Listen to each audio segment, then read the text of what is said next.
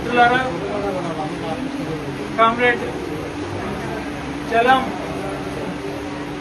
చాలా సుదీర్ఘకాలం, దాదాపు 40-50-45 ఏళ్ల పాటు విప్లవోద్యమంలో పనిచేసి తన విద్యార్థి దశలోనే రాడికల్ విద్యార్థి సంఘంలో విప్లవోద్యమ తన ప్రస్థానం ప్రారంభించి అప్పటి నుండి అసలు వెనుదిరిగి చూడలేదు.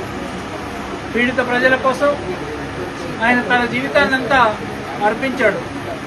ఆ కామ్రేడ్ నిజానికి అంటే నాకు ప్రత్యక్షంగా పరిచయం కొన్నిసార్లు మాత్రమే. అంటే మేము ఉద్యమంలో కొన్ని సమావేశాల సందర్భంగా కలిసినప్పుడు మాత్రమే. కానీ ఆయన మిత్రులు చెప్తున్న విషయాలు వింటుంటే ఆయన ఎక్కడ ఉంటే అక్కడ చాలా విస్తృతమైన స్థాయిలో మిత్రులను, అంటే అక్రాస్ ది పొలిటికల్ స్పెక్ట్రమ్ అంటారా, అంటే విప్లవకారులైనా కూడా చాలా విభిన్న సమూహాల నుండి చాలా ప్రేమాస్పదమైన వ్యక్తిగా ఆయన అందరితో స్నేహం చేయడమే కాకుండా అందరితో చాలా ఆత్మీయుడుగా వెలిగిన వాడు అనేది మనకు అర్థమవుతున్నది. ఆయన విద్యార్థిగా ఉన్నప్పుడు, ఆ తర్వాత విద్యార్థి రంగంలోనే కాకుండా ఆ తర్వాత ఉద్యమంలో రకరకాల బాధ్యతలు ఆయన నిర్వహిస్తూ వచ్చాడు. విప్లవోద్యమ విస్తరణ క్రమంలో ఆంధ్రప్రదేశ్ విప్లవోద్యమాన్ని తెలంగాణ విప్లవోద్యమంగా, తర్వాత Andhra Orissa border special zonal committee అని ఏర్పరిచినప్పుడు మొదటి కార్యదర్శిగా కామ్రేడ్ చలమ్మని ఉన్నారు. ఈ Andhra Orissa border special zonal కమిటీకి కార్యదర్శిగా ఉన్న తర్వాత కొద్దేళ్ల తర్వాత మళ్ళీ ఆ బాధ్యతల నుండి వైదొలిగి కామ్రేడ్ పొలిటికల్ ఇన్స్ట్రక్టర్గా చాలా ఏళ్ల నుంచి పనిచేస్తున్నాడు. అది మొత్తం ఈ దండకారణ్య ప్రాంతంలో, ఏఓబి ప్రాంతంలో, అంటే ఈ పార్టీలో సెంట్రల్ రీజనల్ బ్యూరో అని అంటారు.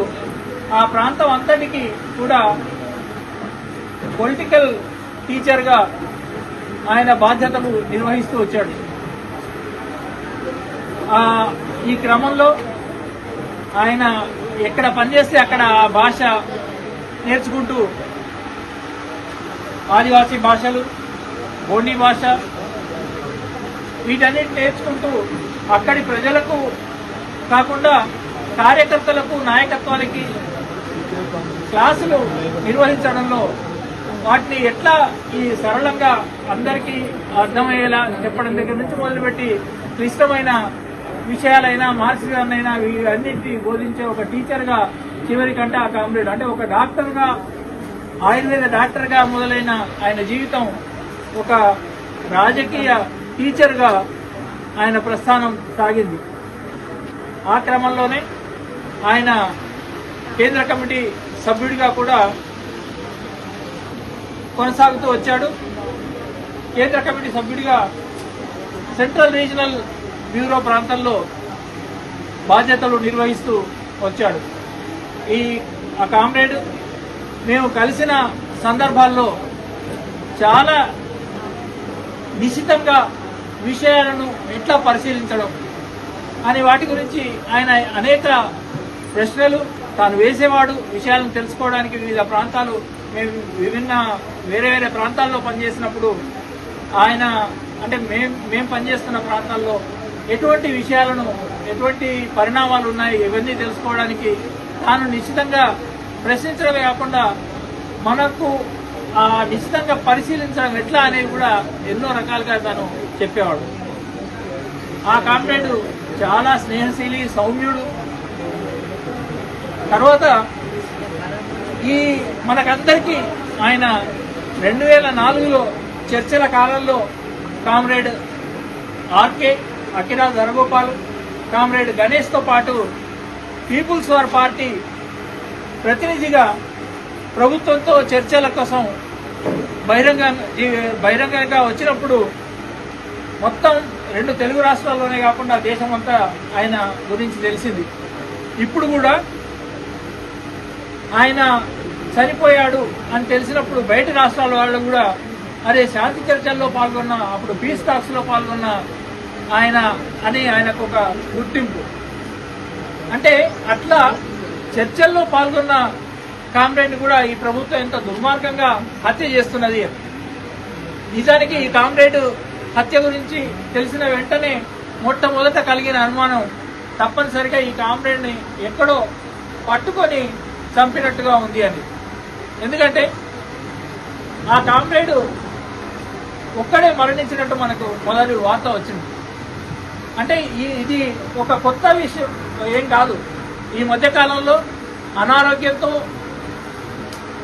ఈ ఉరుకులు పరుగులు పోలీసులతో ఎన్కౌంటర్ల క్రమంలో ఆ ఉరుకులు పరుగులో సాధ్యం కాని టైంలో గ్రామంలో కొంతకాలం విశ్రాంతి తీసుకోవడానికి అక్కడక్కడ అనారోగ్యంతో ఉన్నప్పుడు అక్కడక్కడ కామ్రేడ్స్ ఉన్నారు.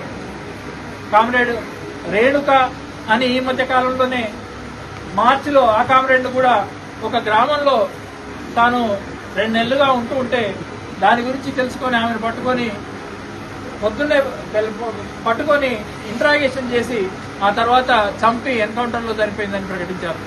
అట్లే మరో కామ్రేడ్ దస్రు అని ఆయన కూడా ఇట్లాగే గ్రామంలో 60 ఏళ్ల పైబడ్డ ఆయన కూడా గ్రామంలో విశ్రాంతి తీసుకుంటున్నప్పుడు అనారోగ్యం నుండి బయటపడడానికి చికిత్స కోసం వెయిట్ చేస్తున్నప్పుడు ఆయనని పట్టుకొని చంపి ఆయనతో పాటు అది ఎన్కౌంటర్ చూపించడానికి చుట్టుపక్కల పొలాల్లో పనిచేస్తున్న మరో 5 ఆదివాసీలను కూడా రైతులను